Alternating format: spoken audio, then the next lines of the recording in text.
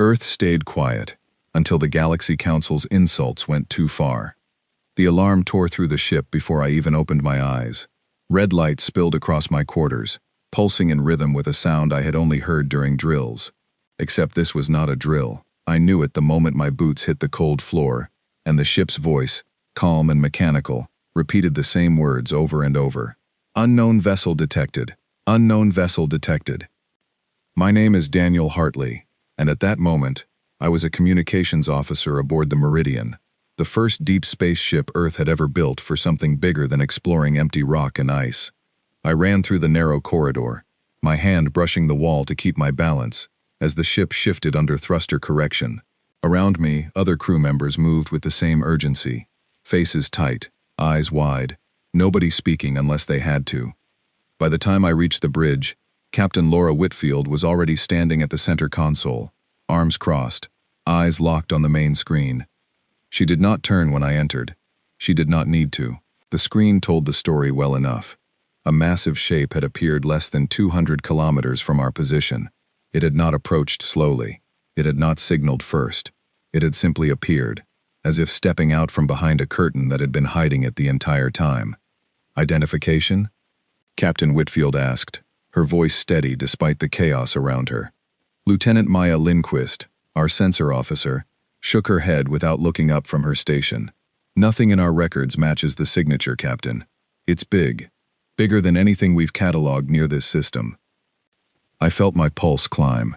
We had spent decades listening to the galaxy without speaking back. Decades of catching fragments of alien communication, decoding pieces of technology we intercepted from drifting debris, building a picture of a galaxy far older and far more crowded than anyone on Earth had imagined. We had done all of this quietly, carefully, because the one thing our leaders feared more than staying behind was being noticed too soon by something we could not yet understand. And now, here it was, noticing us. Open a channel, Captain Whitfield said. Let's not give them a reason to think we're hiding. I moved to my station, hands working fast over controls I had trained on for years, but never expected to use under circumstances like this. My throat felt dry. I forced my voice to stay level, as I sent the standard greeting protocol, the one our scientists and diplomats had rehearsed for this exact moment, a moment none of us truly believed would ever come. For a long stretch of seconds, nothing happened. The silence on the bridge was heavier than the alarm had been. Then the screen flickered, and a voice came through, layered with a strange echo, as if it were being translated by something that did not fully understand the shape of human language yet. Vessel of unknown origin, you are operating within observed territory. State your designation. I looked toward the captain. She nodded once, giving me permission to respond. This is the Meridian, representing the planet Earth, I said. We mean no harm. We request peaceful contact. Another pause. Longer this time. I could hear my own heartbeat in my ears. When the voice returned, it carried something I had not expected. Not curiosity, not caution, something closer to amusement. Earth, the quiet one. We were beginning to wonder if your kind had any voice at all. The words landed strangely in the room. Lieutenant Lindquist glanced at me, brows raised. Commander Owen Brooks, standing near the tactical station, shifted his weight but said nothing. I understood the unspoken message in that single sentence better than anyone realized. They had known about us, maybe for a long time, and in all that time, they had decided we were beneath the effort of contact, until now. We have chosen our own path, Captain Whitfield said, stepping closer to the console so her voice could carry clearly. That does not mean we lack one. Of course, the voice replied, and I could not shake the feeling that whatever was on the other end was smiling, or whatever equivalent expression its kind used. You will be summoned for evaluation. The Council wishes to understand what you are, before deciding what you may become. The transmission cut without warning, leaving only the soft hum of the bridge and the distant shape on the screen, motionless, watching.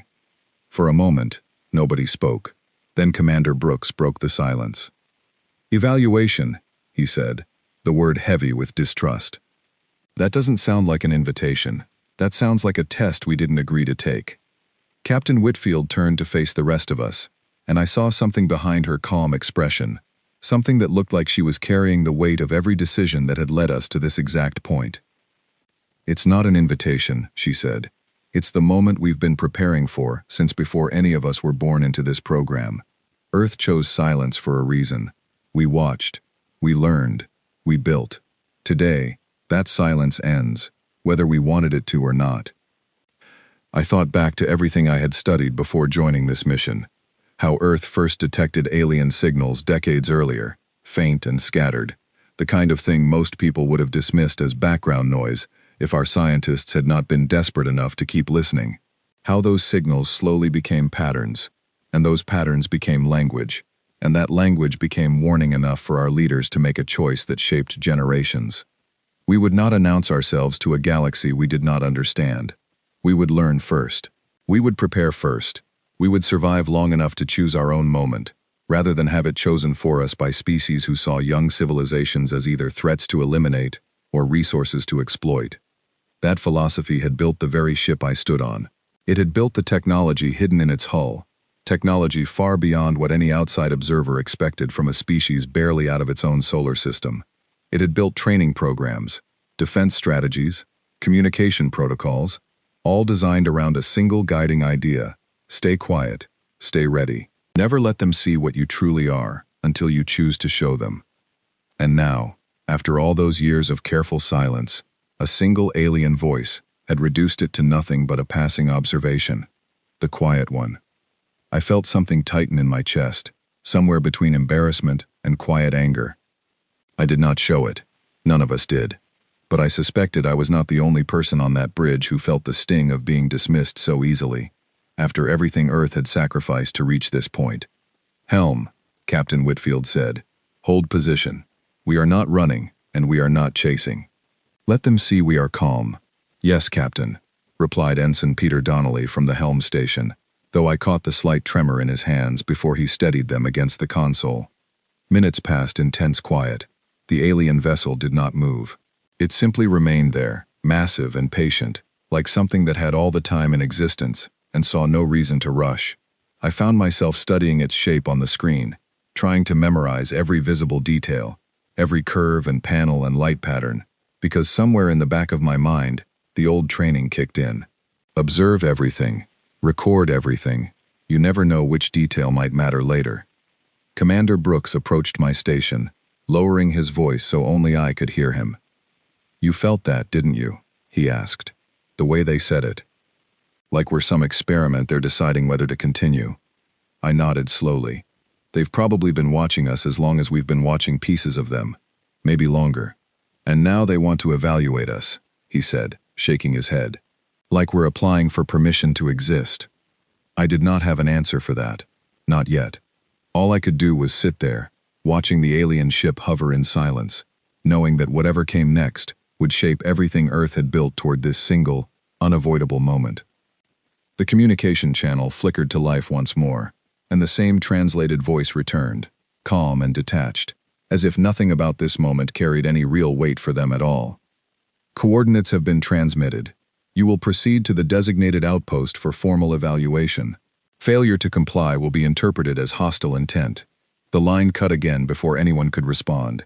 I looked at the screen, at the coordinates now blinking steadily on my console, leading towards something none of us had ever seen, somewhere deep enough in this region of space that no human eyes had ever charted it before. Captain Whitfield exhaled slowly, then turned to address the full bridge crew, her voice carrying the same steady calm she had shown since the alarm first sounded. "We've spent our entire history preparing for first contact," she said. "Now it's here, whether we're ready or not. We follow the coordinates. We stay calm. We let them underestimate us a little longer." I felt the ship shift beneath me as Ensign Donnelly input the new course, the engines humming to life with a low vibration that seemed to match the nervous energy filling the bridge. As the meridian turned to follow the alien vessel into the dark unknown ahead, I allowed myself one quiet thought, something I did not dare say out loud yet, but something I believed with absolute certainty. They thought they understood us because we had chosen silence. They had no idea what that silence had been hiding. And somewhere out there, in the vast distance between stars, that misunderstanding was about to become the most important mistake the galaxy had ever made. The ship moved forward, steady and unshaken, carrying all of us toward a future none of us could fully predict, but one I suspected would change everything Earth had ever known about its place among the stars. For the first time since the alarm had pulled me from sleep, I felt something other than fear settle into my chest. It was quiet, and it was small, but it was there. It felt like the beginning of something the galaxy was not prepared for. We were no longer simply watching from the shadows. We were stepping into the light, on our own terms, even if the galaxy did not yet understand what that truly meant. The journey toward the outpost had begun, and somewhere deep inside me, I knew there would be no turning back from whatever waited for us there. The silence Earth had kept for so long was finally about to speak, and I had a feeling the galaxy would remember exactly how it sounded. As the stars outside blurred into streaks of light around the meridian, I found myself gripping the edge of my console, steadying my breathing, preparing for whatever judgment awaited us at the end of this course. Whatever the council believed about us, whatever assumptions they carried into this evaluation, I had a growing sense that they were about to learn something far more important than anything written in their records. Earth had never been quiet because it lacked strength. Earth had been quiet because it was choosing its moment, and that moment had just begun. The bridge lights settled into a steady calm as the alarm finally fell silent, replaced by the low hum of engines carrying us forward into uncertain territory. Nobody spoke for a long while. Nobody needed to. We all understood, in our own way, that everything before this point had simply been preparation, and everything after it would be the true test of everything Earth had built in silence. The outpost came into view after 6 hours of travel, and nothing in my training had prepared me for the sight of it. It was not a single station. It was a cluster of structures, bound together by long bridges of light, rotating slowly around a dark central core, large enough to swallow every city I had ever lived in. Hundreds of vessels moved around it in careful patterns, none of them resembling anything built by human hands. Lieutenant Lindquist let out a quiet breath beside me. That's not a station. That's a small civilization floating in open space. I could not argue with her. The scale alone was enough to make my stomach tighten, but it was not fear that gripped me. It was the sudden, overwhelming understanding of exactly how much we did not know about the galaxy we had been studying from a distance for so long. Captain Whitfield remained still at the center of the bridge, her eyes fixed on the structure ahead. Lindquist, status on docking instructions. Receiving now, Captain. They're guiding us toward a smaller platform on the outer ring. Looks like we're being kept separate from the main traffic. Understood, she said. Helm, follow the guidance path. Slow and steady. The meridian eased forward, dwarfed by everything around it, and I felt the strange sensation of being watched by something far older than anything Earth had ever produced. As we approached the docking platform, I caught glimpses of other ships nearby, sleek and strange, built with designs that suggested centuries, maybe longer, of refinement we had never been part of. When we finally docked, the silence inside the ship felt different than before, heavier, expectant. Captain Whitfield turned to the small group selected to represent Earth at this meeting. Myself, Commander Brooks, and a science liaison named Dr. Naomi Castellan, whose work translating fragments of alien language over the years had become essential to our preparation for a day like this. I had worked with her closely during training, and even she looked uncharacteristically tense as she gathered her notes. Remember, Captain Whitfield said, addressing the three of us, we are not here to apologize for existing. We are here to listen, observe, and respond with calm. Nothing more. I nodded, even though my pulse had not slowed since the alarm first sounded hours earlier. We moved through a connecting corridor that adjusted itself to fit our height and width, a small detail that unsettled me more than I expected. It meant they had studied us closely enough to know exactly how to accommodate human bodies before we ever arrived. There was no curiosity in that gesture, only preparation. The chamber we entered was vast, circular, with a high ceiling that curved upward into a soft, shifting light. Long platforms extended from the walls, each occupied by delegates from different species, some humanoid, some not, all watching us with an attention that felt less like welcome and more like inspection. At the center of the chamber stood a single raised platform, and on it waited a tall figure with sharp angular features, pale gray skin, and eyes that seemed to absorb light rather than reflect it. Around its shoulders hung a series of thin metallic strands that moved slightly, even without wind, as if responding to its emotions in ways I did not understand. Representatives of Earth, the figure said, its voice carrying the same translated layering I had heard earlier, though now closer, more deliberate. I am Vorhal Thess, Senior Enforcer of Council Order. You stand before this assembly for evaluation. Captain Whitfield stepped forward, calm and composed. We appreciate the opportunity to engage directly. Earth has observed the wider galaxy with great interest for many years. A murmur passed through some of the surrounding platforms, not quite laughter, but close enough that I felt heat rise in my chest. Observed, Vorhal Thess repeated, tilting its head slightly. Yes, we are aware of your quiet little experiment, watching from the edges, gathering scraps of knowledge from signals never meant for untrained ears. It is, in its own way, an interesting survival strategy for a species so recently emerged from its own world. I forced myself to remain still, even as the comments settled uncomfortably in the room. Dr. Castellan glanced toward me, her jaw tight, though she said nothing. We adapted to our circumstances, Captain Whitfield replied evenly, as any species must. Indeed, Vorhal Thess said, though adaptation alone does not earn standing among civilized worlds. Tell us, Captain, what does Earth offer this council, beyond curiosity and caution? The question hung in the air, deliberately sharp, clearly intended to provoke a response that would reveal weakness or desperation. I admired the captain's composure as she answered without hesitation. Earth offers partnership, built on mutual respect. We do not seek to take from this council.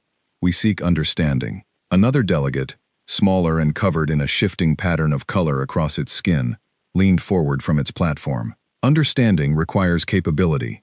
What capability does a species with such a short lifespan truly possess? Your kind barely exists long enough to master a single discipline before decline begins. I felt my hands tighten at my sides. It was not the words themselves that bothered me most, but the casual way they were spoken, as though insulting an entire civilization required no more effort than commenting on the weather. Dr. Castellan finally spoke, her voice steady despite the obvious tension. Our lifespans may be shorter, but our adaptability has allowed us to develop rapidly, across multiple disciplines simultaneously. We do not see that as a limitation. We see it as motivation. A ripple of quiet conversation moved through the chamber, some delegates exchanging glances I could not interpret, others remaining perfectly still, studying us without expression. Vorhal Thess raised a hand, silencing the murmurs instantly. Motivation is admirable. Yet motivation without restraint has ended many young civilizations before they reached maturity. The Council exists to prevent such waste. You will understand, in time, that our judgment protects you as much as it protects the order of this galaxy. Protects us, Commander Brooks said quietly, the first words he had spoken since entering the chamber. From what exactly? Vorhal Thess's eyes shifted toward him, a long, deliberate pause before responding. From yourselves, Commander. Young species often mistake aggression for strength. Earth's continued isolation suggests either wisdom or fear. The distinction matters greatly to this council. I felt the weight of that statement settle over the room. It was not simply an insult.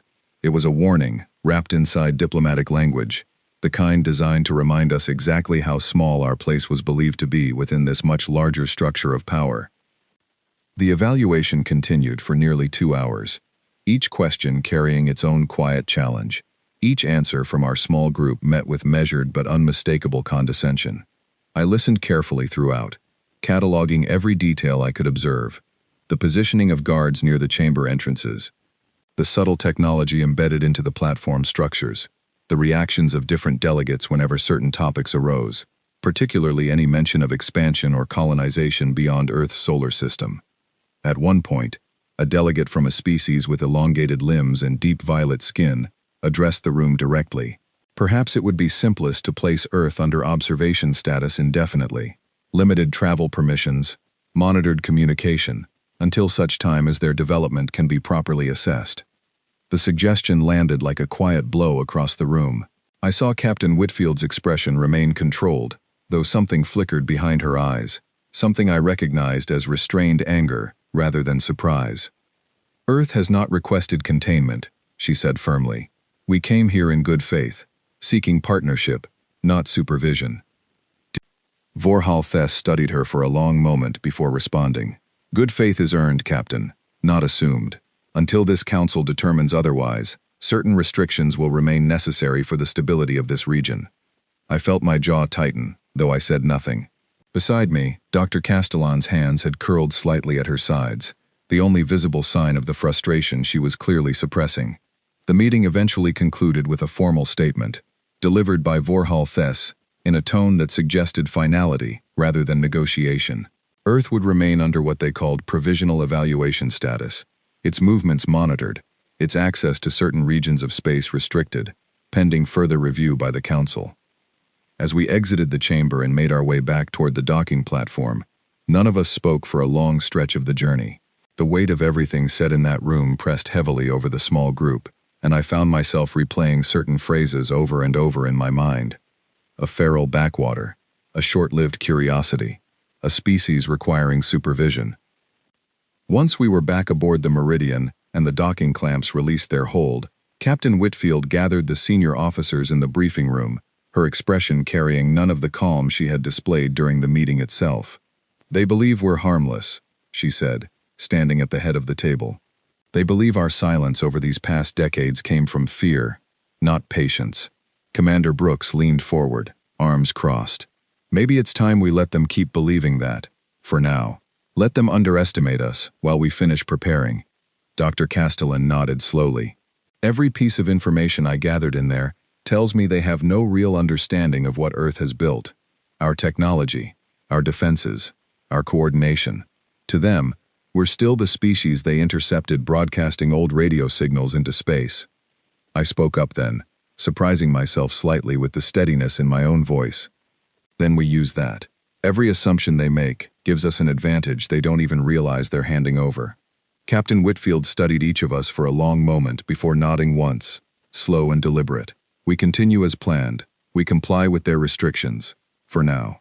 We gather everything we can, and we wait for the moment Earth decides it's time to speak louder than silence ever could." The room fell quiet, each of us absorbing the weight of what had just happened, what had been said, and what it meant for everything still ahead. As I returned to my station later that evening, staring out at the distant lights of the outpost still visible through the viewport, I thought about everything Earth had endured to reach this point. Decades of careful observation, years of training and preparation, all of it dismissed within a single afternoon by beings who saw us as nothing more than an inconvenience to be managed. I did not feel discouraged by that thought. I felt something closer to certainty. They had no idea what waited beneath the surface of everything they had just witnessed.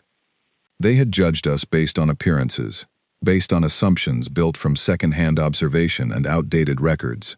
They had no understanding of the discipline, the patience, or the quiet strength Earth had cultivated long before any of us ever set foot inside that chamber.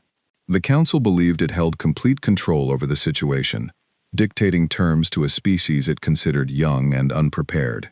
I suspected, deep down, that belief was about to be tested in ways none of them could yet imagine.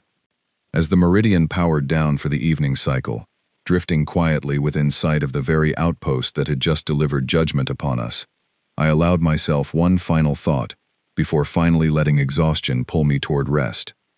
Silence had been our choice for a very long time. It would not remain our only language for much longer. 3 weeks passed under the new restrictions, and every single day of it felt like walking with a weight pressed against my chest. The Council had assigned a monitoring vessel to track our movements near the edge of human territory, a quiet reminder that our every action was being recorded, analyzed, and judged by people who had already decided what kind of species we were, before we ever had the chance to prove otherwise. I spent most of those weeks working alongside Dr. Castellan, reviewing data we had gathered from the outpost meeting, searching for patterns in Council communication that might reveal something useful about their internal structure. It was slow, careful work, the kind that demanded patience I did not always feel I had left to give. "They're not unified," Castellan said one afternoon, studying a series of intercepted signals on the screen between us. "Listen to the tone shifts whenever certain species speak. There's tension beneath the surface. old alliances, older grudges. I leaned closer, studying the patterns she had highlighted. You think we could use that? I think understanding it matters more than using it. For now, she said. But yes, a council this large, built from this many different species, cannot possibly agree on everything. That gap is worth remembering. Our conversation was interrupted by the sound of the bridge alert system activating, a different tone than before, sharper, more urgent. We exchanged a quick glance before hurrying toward the bridge together. When we arrived, Captain Whitfield was already standing at the center console, her posture rigid in a way I had not seen since the day the alien vessel first appeared near Earth. "What happened?" I asked, moving quickly to my station. Commander Brooks answered before the captain could, his voice tight with barely controlled anger. "We lost contact with the Wandering Star." The name hit me like a blow to the chest. The Wandering Star was a small survey vessel, unarmed, sent out months earlier to map a quiet region near our outer colonies, far from any active conflict zones. Its crew consisted of 7 people, scientists and engineers, none of them trained for combat, none of them carrying anything resembling a weapon beyond basic survey equipment. "Lost contact how?" I asked, though some part of me already feared the answer. Lieutenant Lindquist's hands moved rapidly across her console, pulling up the last transmitted data from the survey ship before the signal disappeared entirely. Their final transmission mentions an unidentified vessel approaching at high speed. After that, nothing. No distress call completed. No further communication. The bridge fell into a heavy, suffocating silence. "Survivors?" Captain Whitfield asked, her voice carefully controlled despite the visible tension in her shoulders. "Unknown," Lindquist said quietly. Long-range scans showed debris consistent with the Wandering Star's last known position. No life signs detected in the immediate area. I felt something cold settle deep inside me, a feeling I had never experienced with this kind of intensity before. Not fear exactly, something closer to disbelief mixed with a slow, rising anger that I struggled to keep contained. "Get me a direct line to the council outpost," Captain Whitfield said. Now. It took several long minutes to establish the connection, minutes that stretched unbearably as everyone on the bridge waited in tense silence. When the channel finally opened, the familiar translated voice of Vorhal Thess answered, though something in its tone felt different this time, more cautious than before. "Captain Whitfield, this is an unusual hour for communication. One of our survey vessels has gone missing near our outer colonies," she said, her voice steady, but carrying an edge none of us had heard from her before. "We require immediate clarification on any council activity in that region." A pause followed, longer than necessary for a simple answer. "There was an incident," Vorhal Thess said finally. "A routine demonstration of authority near contested boundaries. We were unaware your vessel had entered that specific corridor." "A demonstration," Captain Whitfield repeated slowly, the words carrying a weight that made my stomach tighten further. "Are you telling me your forces engaged an unarmed survey ship?" "The engagement was unintended," Vorhal Thess replied.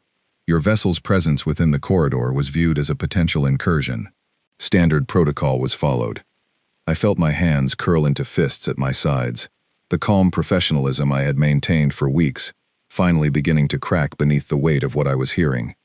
7 people, scientists who had never carried weapons in their lives, treated as a threat worthy of immediate and lethal response. "Standard protocol," Captain Whitfield said, her voice dropping into something quieter, more dangerous than the controlled tone she had used throughout every previous interaction with the Council, "resulted in the deaths of 7 unarmed civilians. Casualties of this nature are regrettable," Vorhal Thess said, "but Earth's continued expansion into ambiguous territory creates situations our forces cannot always navigate without incident. Perhaps this serves as an important reminder of why restrictions remain necessary for your species." The line went silent for a long moment as the weight of that statement settled over everyone on the bridge. I looked toward Captain Whitfield, watching the muscles along her jaw tighten, watching years of careful restraint, visibly straining against something far stronger than diplomatic patience. "End transmission," she said quietly. The channel closed, and the bridge fell into a silence unlike anything I had experienced before. Nobody moved. Nobody spoke. The weight of what had just happened pressed down over the entire room. Commander Brooks finally broke the silence, his voice low and controlled, despite the visible anger in his expression. They just told us, to our faces, that killing 7 of our people was an acceptable accident, and they expect us to simply accept that. They expect exactly that, Captain Whitfield said, turning to face the assembled crew. Because for decades, that is exactly what we have done. We have observed. We have prepared. We have stayed quiet, even when provoked, because the moment was never right. She paused, her eyes moving slowly across each member of the bridge crew, her expression carrying a weight I had never seen from her before. I believe that moment has finally arrived. I felt something shift inside me at those words, a mixture of grief for the crew we had lost, and a cold, steady resolve beginning to take its place. We had spent so long preparing for a moment exactly like this one, and now that it had arrived, I realized none of us had truly understood how heavy it would feel. "Contact Earth Command," Captain Whitfield ordered. "Highest priority. Inform them of the situation in full detail. Request authorization for the next phase." Lieutenant Lindquist moved quickly to comply, her hands steady, despite the visible emotion on her face. I knew, without needing to ask, exactly what the next phase referred to. It was a plan that had existed quietly within Earth's defense strategy for years, discussed only among the highest levels of command, prepared for but never fully expected to be necessary. While we waited for a response from Earth, Captain Whitfield called the senior officers together once more, her expression carrying none of the calm composure she had maintained throughout every previous council interaction. "We are not acting out of vengeance," she said firmly, addressing the small group gathered around the briefing table. "We are acting because the council has demonstrated, beyond any doubt, that diplomacy alone will not protect Earth or its people. They view our patience as permission to act without consequence." Dr. Castellan spoke quietly from her seat near the end of the table. "If we respond with force, even measured force, they may see it as proof of everything they already believe about us, that we're reckless, dangerous. They already believe that," Commander Brooks said. "The only difference now is whether they believe it while continuing to threaten us, or whether they believe it while understanding exactly what threatening us actually costs." I found myself nodding slowly, the weight of his words settling clearly within me. For so long, Earth's strategy had revolved entirely around avoiding exactly this kind of confrontation. Yet here we were, faced with undeniable proof that avoidance alone would never be enough to guarantee our safety within a galaxy that viewed quiet patience as weakness rather than wisdom. A new transmission arrived several hours later, carrying authorization directly from Earth Command. I watched Captain Whitfield's expression carefully as she reviewed the message, searching for any sign of hesitation, finding none. "Authorization confirmed," she said, turning to address the bridge crew once more. "Earth Command has approved deployment of the full coordinated response, effective immediately." The words carried a weight I felt settle over every person present. For decades, Earth had built its entire defense strategy around patience and observation, refusing to reveal the true extent of what we had developed in silence. That strategy was about to change, not through reckless aggression, but through a carefully measured demonstration of capability that the Council had clearly never anticipated. I returned to my station, my hands steady despite the storm of emotion building beneath the surface. Grief for the crew we had lost, anger at the casual dismissal of their lives, and underneath all of it, a quiet, growing sense of resolve that I suspected was shared by every single person aboard the Meridian. The Council had spent weeks insulting Earth, dismissing our history, our capabilities, our very right to exist as equals among the stars. They had treated the loss of 7 innocent lives as nothing more than an unfortunate accident, a minor inconvenience easily excused by their own superiority. They had no idea what was coming. As the Meridian began preparations for what Captain Whitfield had called the next phase, I found myself staring out at the distant stars beyond the viewport, thinking about everything Earth had endured in silence over the years. The careful observation, the quiet preparation, the countless sacrifices made by people who believed, with absolute certainty, that one day this moment would arrive. That day had finally come. Earth's patience had not been weakness. It had been preparation. and the Council was about to learn exactly what that preparation truly meant. The order came through 3 days later, and I will remember the exact moment it arrived for the rest of my life.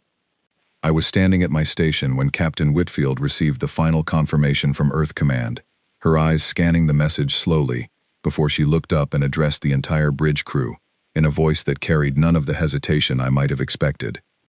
"All units, this is confirmation," she said. "Operation Quiet Storm is authorized, effective immediately." The name had always struck me as fitting, given everything Earth had built toward this single moment. For decades, our silence had been the storm gathering quietly behind closed doors, hidden from a galaxy that assumed our calm meant weakness rather than patience. Around the bridge, I watched the crew shift into focused, practiced motion. This was not panic.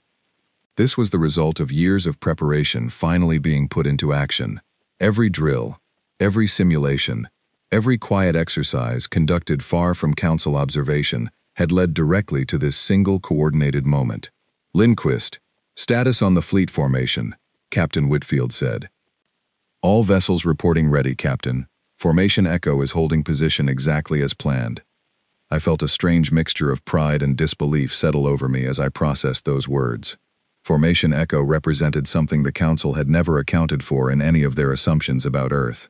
While they believed they were dealing with a single ship and a handful of scattered colonies, Earth had spent years quietly assembling a coordinated defense fleet, built using technology adapted from decades of careful observation and reverse engineering, hidden in plain sight behind the appearance of simple exploration missions. "Commander Brooks," Captain Whitfield said, "begin coordination with Fleet Command. We move as one unit, exactly as rehearsed." "Yes, Captain," Brooks replied, his voice steady, despite the obvious weight of the moment. I watched the main screen as additional ships began appearing across our sensor display, emerging from positions they had quietly held for weeks, disguised among ordinary traffic patterns that no Council observer had ever flagged as suspicious. Dozens of vessels, then more, each one representing years of careful planning, finally converging into a single, unified force. Dr. Castellan stood nearby, her expression a careful mixture of awe and quiet sorrow. "I helped design some of the communication protocols for this exact scenario," she said softly, almost to herself. "I never truly believed we would need to use them." "None of us did," I said quietly, "but here we are." The plan, as Captain Whitfield explained to the senior officers during our final briefing, was not designed around destruction. It was designed around demonstration. Earth would not strike blindly or carelessly. Instead, our combined fleet would move with precise, coordinated control, disabling key Council assets near the boundary region responsible for the attack on the Wandering Star, while carefully avoiding unnecessary casualties wherever possible. It was, in its own way, exactly the kind of restraint the Council had always claimed we lacked. As the Meridian moved into position alongside the rest of the fleet, I felt the deep hum of the engines shift beneath my feet, a sensation that had become familiar over the past weeks, yet now carried an entirely different weight given what waited ahead. "Approaching designated coordinates," Lindquist reported. "Council patrol vessels detected ahead. Formation matches previous engagement reports near the Wandering Star's last known position." Captain Whitfield's expression remained calm, though I noticed her hands tighten slightly against the edge of the console. "Open a channel to the lead vessel." A moment later, the familiar layered translation voice returned, though this time carrying an unmistakable note of confusion rather than the casual superiority I had grown accustomed to hearing. "Unidentified fleet, you are entering restricted Council territory. Identify yourselves immediately." "This is Captain Laura Whitfield, of Earth's Coordinated Defense Fleet," she replied, her voice steady and clear. "We are here regarding the unlawful destruction of an unarmed Earth vessel and the loss of 7 civilian lives. You will stand down and allow inspection of your patrol logs." A long pause followed, filled with what I imagined was disbelief on the other end of the transmission. "Earth possesses no coordinated fleet capability," the voice finally responded. "This claim is unverified and will not be honored." "Then allow us to demonstrate," Captain Whitfield said simply. She turned to Commander Brooks and gave a single, quiet nod. What followed was unlike anything I had imagined, even after years of training simulations, designed specifically for this exact scenario. Our fleet moved with a precision that felt almost choreographed, each vessel adjusting position in perfect coordination, surrounding the Council patrol formation without a single wasted movement. The communication arrays were targeted and disabled before any Council vessel could broadcast a warning beyond their immediate formation. Engine systems were carefully neutralized using technology specifically designed to disable propulsion without causing catastrophic damage to the vessels themselves. It was overwhelming, controlled, and entirely without the chaos the Council clearly expected from a species they viewed as primitive and unprepared. Multiple Council vessels reporting loss of mobility, Lindquist said, a note of disbelief evident in her voice despite her professional tone. No casualties detected. Communication systems offline across the formation. I watched the screen carefully, processing exactly what we had accomplished within those first critical minutes. Not destruction, not chaos, a complete demonstration of capability, executed with a level of precision that the Council had clearly never imagined possible, from a civilization they had dismissed as little more than a curious, quiet anomaly. The channel reopened moments later, though this time the voice carried none of its previous confidence. This formation will withdraw immediately. We do not understand the nature of this technology. You will understand soon enough, Captain Whitfield replied calmly. Inform your Council that Earth requires immediate explanation regarding the destruction of the wandering star, along with formal acknowledgement of responsibility. The transmission ended without further response, and the bridge fell into a tense, electric silence as everyone processed the magnitude of what had just occurred. Fleet status, Captain Whitfield said, breaking the quiet. All Earth vessels reporting minimal damage, Brooks confirmed.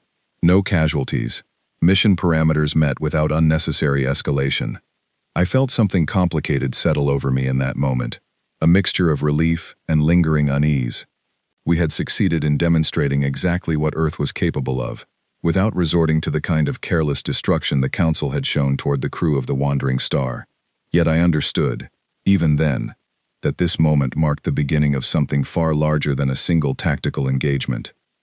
Within hours, additional transmissions began arriving from across the region, carrying reports of similar coordinated demonstrations occurring near other contested boundaries where Earth vessels had previously been restricted or monitored. It became clear, piece by piece, that Operation Quietstorm had never been a single isolated action. It was a synchronized, galaxy-spanning statement, executed simultaneously across every region where Earth had quietly endured restriction and disrespect from Council authority. Captain Whitfield gathered the senior officers once more as reports continued streaming in from across the fleet. "This is only the beginning," she said, her voice carrying both exhaustion and quiet determination. "The Council will not simply accept this without response. We need to be prepared for whatever comes next." Commander Brooks nodded slowly. "They underestimated us for decades. That mistake is not something they will easily recover from." Dr. Castellan spoke quietly from her seat near the briefing table. "What happens now? Do we expect retaliation, or do we expect negotiation?" Captain Whitfield considered the question carefully before answering. "Possibly both. But one thing is certain. The Council can no longer treat Earth as an afterthought. We have proven, beyond any doubt, that our silence was never weakness." I found myself reflecting on everything that had unfolded over the past hours, the careful precision of our combined fleet, the disbelief evident in every Council transmission we intercepted, the quiet satisfaction shared among the crew despite the heavy circumstances that had brought us to this point. We had not acted out of anger alone. We had acted out of necessity, driven by years of careful preparation, finally meeting a moment that demanded action rather than continued patience. As the Meridian held its position within the fleet, monitoring continued reports from across the region, I allowed myself a brief moment to process everything that had changed within a single, decisive operation. Earth was no longer simply the quiet species observing from a careful distance, content to remain unnoticed, while a galaxy far older and more established continued its affairs without concern for our place within it. We had stepped forward, deliberately, and the entire galaxy would now be forced to reconsider everything it believed it understood about humanity. The Council had spent years insulting our patience, dismissing our capability, and treating the loss of innocent lives as nothing more than an unfortunate inconvenience. Today, we had answered, not with the chaos they expected, but with precise, controlled strength that left no room for doubt regarding exactly what Earth had been quietly building all along. I looked toward Captain Whitfield, watching her steady presence at the center of the bridge, and felt a renewed sense of confidence settle over me despite the uncertainty still waiting ahead. Earth's silence had ended. What replaced it was something far more powerful than anyone beyond our solar system had ever anticipated. 7 days passed before the Council responded formally, and during that stretch of time, the entire fleet remained on heightened alert, uncertain whether the silence from Council leadership meant careful consideration or quiet preparation for retaliation. I spent most of those days at my station, monitoring communication channels for any sign of movement, while Dr. Castellan worked tirelessly alongside her translation team, parsing through fragments of intercepted Council discussion for any indication of what might come next. "There's chaos within their leadership structure," she told me one evening, sharing her findings with the senior officers gathered in the briefing room. "Several delegate factions are arguing over how to respond. Some advocate for immediate retaliation. Others believe negotiation is the wiser path, given what we demonstrated." Captain Whitfield listened carefully, her expression unreadable as she absorbed the information. "And the faction Vorhal Thess belongs to?" "Divided, from what we can tell," Castellan replied. "His position within the enforcer ranks gives him significant influence, but even he appears uncertain how to proceed given the scale of what occurred." I found myself thinking back to the chamber where we had first stood before the Council, listening to dismissive comments about our short lifespans and supposed lack of capability. It was strange to imagine that same confident assembly now fractured by uncertainty, forced to reconsider every assumption they had carried into that meeting. On the 8th day, a formal transmission finally arrived, requesting a renewed meeting between Earth representatives and a newly assembled Council delegation. Captain Whitfield reviewed the message carefully before turning to address the senior officers. "They've requested a neutral location this time," she said. "Somewhere outside Council territory entirely." Commander Brooks raised an eyebrow. "That's different. Last time, they summoned us to their territory without negotiation." "Exactly," Captain Whitfield said. "This is the first real sign that something has shifted in how they view us." The meeting was scheduled 3 days later, aboard a constructed neutral station positioned along a quiet stretch of space between several major trade routes, chosen specifically for its lack of affiliation with any single Council faction. As the meridian approached the coordinates, I felt a strange mixture of anticipation and lingering caution, uncertain exactly what to expect from a Council that had so recently underestimated everything Earth represented. This time, our delegation expanded slightly, including not only Captain Whitfield, Commander Brooks, Dr. Castellan and myself, but also Admiral Grace Sutton, who had traveled from Earth specifically to oversee these critical negotiations, given the significance of what had unfolded. Admiral Sutton was a tall woman with steady gray eyes and a calm presence that immediately commanded attention the moment she stepped aboard the Meridian. During our brief preparation meeting before departure, she addressed our small group with quiet confidence. "We are not here to gloat," she said firmly. "We demonstrated capability because diplomacy alone failed to protect our people. Today, we return to diplomacy, but from a position the Council can no longer dismiss." I nodded along with the others, understanding the careful balance required for what waited ahead. Earth needed to establish respect without escalating tension further than necessary, a delicate line that would require patience even now, after everything that had already occurred. The neutral station was smaller than the previous outpost, more functional than impressive, clearly designed for practical negotiation, rather than displays of grandeur. As our delegation entered the central meeting chamber, I immediately noticed a different atmosphere compared to our first encounter. The Council representatives present appeared more measured, less openly dismissive, their expressions carrying a caution that had been entirely absent during our initial evaluation. Vorhal Thess stood among the assembled delegates, though his posture seemed noticeably different from before, less commanding, more carefully composed. "Admiral Sutton," he said, his translated voice carrying a tone I had not heard from him previously, something closer to careful respect than casual authority. "Earth's recent actions have prompted significant reconsideration among this Council." "I would hope so," Admiral Sutton replied evenly. 7 innocent lives were lost due to careless aggression, dismissed by this very council as an unfortunate accident. Earth's response was not born from desire for conflict, but from necessity, given the complete absence of accountability offered during our previous meeting. A different delegate, one I did not recognize from our first encounter, stepped forward, its presence calm and measured. The council acknowledges the severity of this incident. An official inquiry has been initiated regarding the actions taken near your colonies. Those responsible will face appropriate consequence under council law. I exchanged a brief glance with Dr. Castellan, both of us recognizing the significance of that statement. It was the first genuine acknowledgement of wrongdoing we had received since this entire situation began. "We appreciate the acknowledgement," Admiral Sutton said. "However, accountability alone does not address the larger issue. Earth was treated with dismissive disrespect from the moment of our first contact. Restrictions were placed upon us without justification.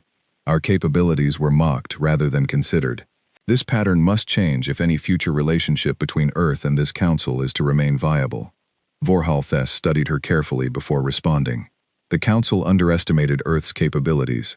That misjudgment carries consequence we are only beginning to fully understand. Perhaps it would serve this assembly well to better understand exactly what Earth represents before further judgment is passed." It was, in its own careful way, the closest thing to an apology I suspected we would receive during this meeting, and I found myself appreciating the weight of that small but significant shift in tone. The negotiations continued for several hours, covering everything from formal recognition of Earth as an independent governing body within council space, to the immediate removal of all previous restrictions placed upon our movement and communication. Admiral Sutton handled each point with careful precision, never allowing emotion to overshadow the clarity of her demands, yet never softening the firmness behind each requirement either. By the end of the meeting, a new agreement had been carefully drafted, one that recognized Earth not as a species under evaluation, but as an equal participant within council affairs, granted full diplomatic standing, alongside the same rights and protections extended to every other established civilization within their structure. As our delegation prepared to depart the neutral station, Vorhalthes approached Admiral Sutton one final time, his expression carrying something I had not expected to see from him. "Your species displayed remarkable restraint," he said quietly. "Many civilizations, given the capability you demonstrated, would have chosen far less measured action." Admiral Sutton met his gaze evenly. "Earth's strength was never the issue, Vorhalthes. Our patience was simply mistaken for weakness. I would encourage your council to remember that distinction moving forward." He inclined his head slightly, something close to genuine respect crossing his expression before our delegation finally departed the chamber. The journey back toward the Meridian felt different than our first departure from council territory weeks earlier. There was no lingering tension pressing down over our small group, no quiet anger simmering beneath careful composure. Instead, I felt something closer to cautious relief, mixed with a clear understanding that everything ahead would require continued vigilance, even with a new agreement now formally established. Once aboard the ship and underway toward Earth, Captain Whitfield gathered the senior officers one final time, her expression carrying a calm I had not seen from her since before the alarm first sounded weeks earlier, marking the beginning of everything that had unfolded since. "This is not the end of our challenges," she said, addressing the gathered crew. "But it marks an important turning point.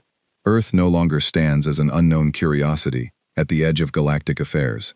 We have proven, through necessity rather than desire, exactly what our quiet preparation was always meant to achieve." Commander Brooks nodded slowly. "Respect, earned the hard way." "Respect," Admiral Sutton agreed, "earned through patience, preparation, and the willingness to act decisively when patience alone was no longer enough." I found myself reflecting deeply on everything that had occurred over the past weeks as I returned to my station, watching the stars shift slowly outside the viewport as the Meridian carried us steadily back toward home. The quiet decades of observation, the careful preparation hidden behind ordinary appearances, the painful loss of 7 innocent lives that had ultimately forced Earth to reveal capabilities we had spent so long concealing. None of it had been easy. None of it had unfolded exactly as anyone might have hoped, yet through every difficult moment, Earth had remained true to the principles that guided our quiet preparation from the very beginning. We had not sought conflict. We had not desired dominance over other civilizations. We had simply refused to allow continued disrespect and disregard for the safety of our people, choosing instead to demonstrate exactly what years of careful patience had truly built. Dr. Castellan joined me at my station later that evening, her expression thoughtful as she gazed out at the same stretch of stars I had been studying. "Do you think this changes how the galaxy sees us permanently?" she asked quietly. I considered her question carefully before answering. "I think it changes the foundation. Everything else will be built upon. We're no longer simply the quiet species hiding at the edge of known space. We're a civilization that proved exactly how much strength can exist within patience, and exactly how dangerous it becomes to underestimate that patience." She nodded slowly, a faint smile crossing her expression. "The Council certainly won't make that mistake again." "No," I said. "I don't believe they will." As the days passed, and the Meridian continued its journey homeward, reports began arriving from across Earth's territory, detailing the gradual lifting of restrictions, the establishment of formal diplomatic channels, and the cautious beginning of genuine cooperation between Earth and several Council-aligned species who had expressed interest in better understanding exactly what our quiet civilization had accomplished. It was not a perfect resolution. Tensions remained beneath the surface, old assumptions slow to fully disappear, despite the clear demonstration we had provided. Yet for the first time since this entire situation began, I felt a genuine sense of hope settling over everything ahead. Earth had endured decades of careful silence, choosing patience over premature action, preparation over desperate reaction. That patience had ultimately been tested in the most painful way possible, through the loss of innocent lives that should never have been sacrificed for the galaxy to finally take notice of our existence. Yet even through that painful cost, Earth had emerged not as a broken or desperate civilization, but as one capable of measured strength, careful restraint, and unwavering determination to protect what mattered most. As the Meridian finally approached the familiar sight of Earth in the distance, blue and steady against the endless backdrop of stars, I found myself standing quietly at the viewport, reflecting on everything our small, quiet civilization had overcome to reach this exact moment. We had been dismissed as feral, mocked as primitive, underestimated at every possible turn by civilizations who believed age and size alone determined worth. Yet here we were, returning home not as a defeated or desperate people, but as a civilization that had proven, beyond any doubt, exactly what quiet patience could accomplish when finally pushed beyond its limit. The galaxy would remember this moment for a very long time, and Earth, having finally stepped fully into the light after decades of careful silence, was only just beginning to discover exactly what its place among the stars would ultimately become. As the ship settled into its final approach toward home, I allowed myself one last quiet thought, carrying both the weight of everything we had endured and the steady hope of everything still ahead. Earth had stayed quiet for a very long time. The galaxy would never again mistake that quiet for weakness.